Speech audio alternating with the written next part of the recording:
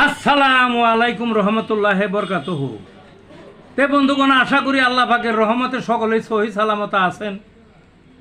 তে কবি Gazi Akkas Ali YouTube channel 017140885009 এর পক্ষ থেকে আপনাদের সকলের প্রতি রইল একান্ত আন্তরিক শুভেচ্ছা ভালোবাসা। তে বন্ধুগণ, এখন আপনাদের সামনে স্বরচিত একটা কবিতা পাঠ করবার চেষ্টা করব। কবিতাটার নাম হলো তবু এত দেমাগ কেন। তবু এত দেমাগ কেন এই কবিতার মধ্যে বোঝানো হয়েছে মানুষ একটা দুর্বল জীব, একটা নিঃস্ব জীব। জন্মের আগে কোথায় ছিল সে জানে না, জন্মের পরে মৃত্যুর পরে কোথায় সে জানে না, ইহ জগতে কে তারে চালায় তাও জানে না। কত অসুখ বিসুখ জ্বর জড়ালি তার ভিতরে কত কিছু আছে, খারাপ জিনিস আছে কত কিছু। তার মধ্যে তার কেনই দেমাগ, আবার মারা গেলে মাটি হয়ে যাবে দেহটা, তারপরে দেমাগ কেন?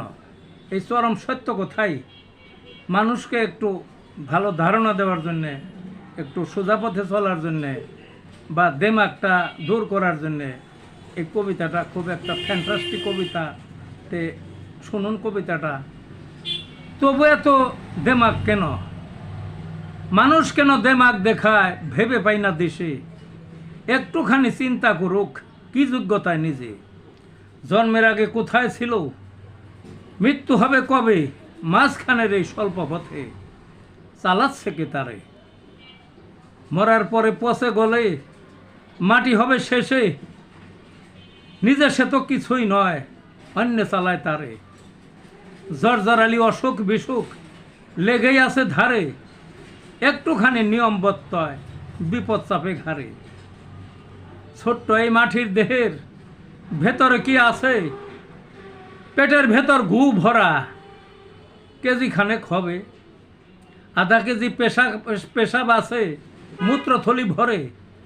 নাকের ভেতর নাকের বষ্টি কম নয়, হিত পরে ঝরে। চোখের কাতর বলবো কি ভাই, ভরে উঠে ডলে। মুখ দিয়ে রাবিশ গন্ধ খারাপ মলের চেয়ে, মানে মুখ দিয়ে যে দুর্গন্ধ, এটা মলের চেয়ে খারাপ গন্ধ। এইটাই একটুখানি নিম্ন বায়ু ঘৃণায় সবাই দূরে। রোগ হলে ঘরে পড়া উঠায় বসায় ধরে।